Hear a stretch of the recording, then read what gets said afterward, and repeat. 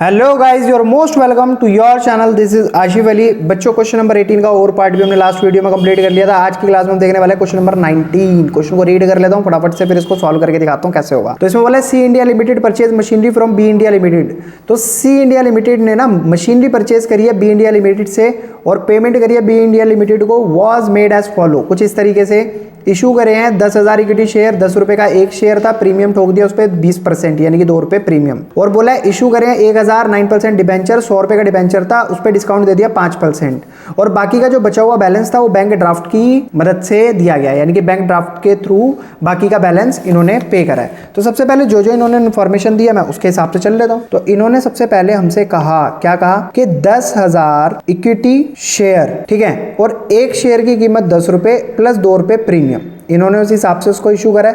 तो भाई अगर मैं देखूं 10,000 इंटू 10 और 2 कितना हो गया 12, 1,20,000 रुपए तो दिए इक्विटी शेयर की थ्रू। सेकंड पॉइंट में इन्होंने बताया कि 1,000 9% डिबेंचर, 9% डिबेंचर, और एक डिबेंचर की कीमत 100 रुपए जिसपे 5% यानी कि 5 रुपए डिस्काउंट, यानी कि कितना हो गया 95 रुपी। 1,000 डिबेंचर के हिसाब से कितने हो गए 95,000 इन्होंने पे करे हैं डिबेंचर के अकॉर्डिंग। अब बचा हुआ जो भी अमाउंट है ना उसको इन्होंने पे करा है बैंक के थ्रू। तो हमें कैसे पता चलेगा कितने रुपए का इन्होंने बैंक के थ्रू पे करा है? तो हाँ, दे रखा है इन्होंने क्वेश्चन में, बैंक के थ्रू इन्होंने पे करा है 37,000 का। अब आप 1,20,000, 95,000 और ये 37,000 को जब ऐड करोगे तो कितना आएगा? ये लगभग आएगा 2,52,000, यानी कि 2,52,000 रुपए की इन्होंने मशीन परचेज करी है। फॉर्मेट मैंने जर्नल एंट्री का ऑलरेडी बना रखा है जो कि इन्होंने बोला है।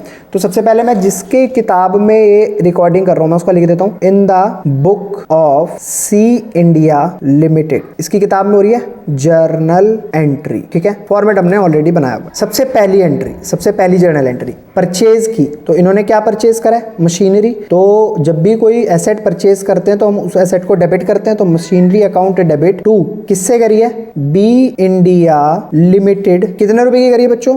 2,52,000 रुपए की, 2,52,000 रुपए की। अब इसकी नरेशन अगर आपसे बोली जाए करने के लिए तो आप क्या करोगे? B machinery purchase from B India limited, ठीक है। इन्होंने मशीन परचेज करी है बी इंडिया लिमिटेड से। यहां तक बात समझ आ गई? फिर उसके बाद सेकंड जर्नल एंट्री क्या होगी? इन्होंने उसकी पेमेंट करने के लिए क्या करा? इक्विटी शेयर इशू करे। तो ठीक है, बी इंडिया लिमिटेड जो कि अभी हमारा क्रेडिटर बन गया था, ठीक है, डेबिट। अब उसको खत्म करेंगे तो उसको डेबिट करेंगे। क्यों? क्योंकि हम उसको क्या इक्विटी शेयर की हेल्प से पेमेंट कर रहे हैं। तो टू इक्विटी शेयर अकाउंट और साथ में सिक्योरिटी प्रीमियम रिजर्व अकाउंट, ठीक है जी। अब 1,20,000 रुपए की हमने पेमेंट करी इक्विटी शेयर की हेल्प से। देखो मैंने यहाँ पर कैलकुलेट करा था, जिसमें से 1,00,000 रुपए के तो मेरे इक्विटी शेयर थे प्लस 20,000 रुपए का उस पर सिक्योरिटी प्रीमियम रिजर्व था। अब इसकी नरेशन क्या बनेगी? Being 10,000 equity share at the rate ₹10 each at 20% premium, ठीक है। मैंने थोड़ा छोटा लिख दिया बट आपको पूरा पूरा लिखना है, ठीक है। थर्ड एंट्री क्या होनी चाहिए?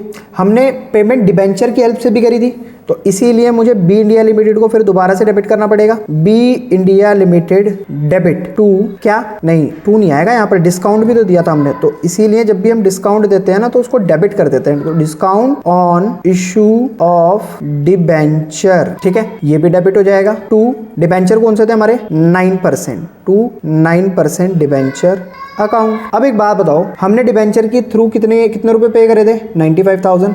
तो हम क्या करेंगे? 95,000 से इसको कर देंगे डेबिट। हमने 5 रुपए का डिस्काउंट दिया था, यानी कि 5,000 रुपए का डिस्काउंट हो गया, क्योंकि भाई 5 इंटू 1,000 5,000 हो गए। और टोटल इनका कितना आएगा? 1,00,000 रुपए। कितना हो गया? 1,00,000 रुपए। अब 1,20 तो चले गए यहाँ पर, 1,00,000 रुपए चले गए यहाँ पर। अब इसकी फटाफट से नरेशन भी कर देते हैं। बीइंग सेम हो जाएगी इक्विटी शेयर वाली, 1,000 9% debenture at the rate 100 rupee each eight कितने रुपए प्रीमियम? 5% प्रीमियम, ठीक है जी।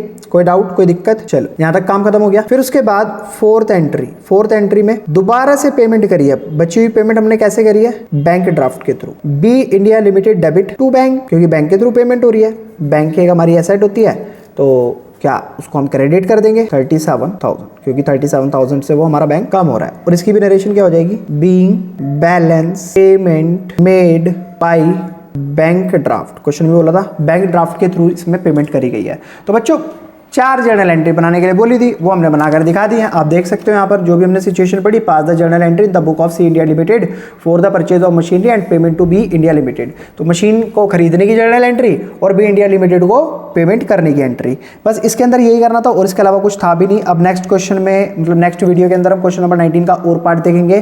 ठीक है बच्चों, फिर मिलेंगे आपसे अगली वीडियो में क्वेश्चन नंबर 19 के और पार्ट के साथ। अगर वीडियो आपको अच्छी लगी हो तो प्लीज़ वीडियो को लाइक कमेंट शेयर जरूर कीजिएगा। तक के लिए धन्यवाद।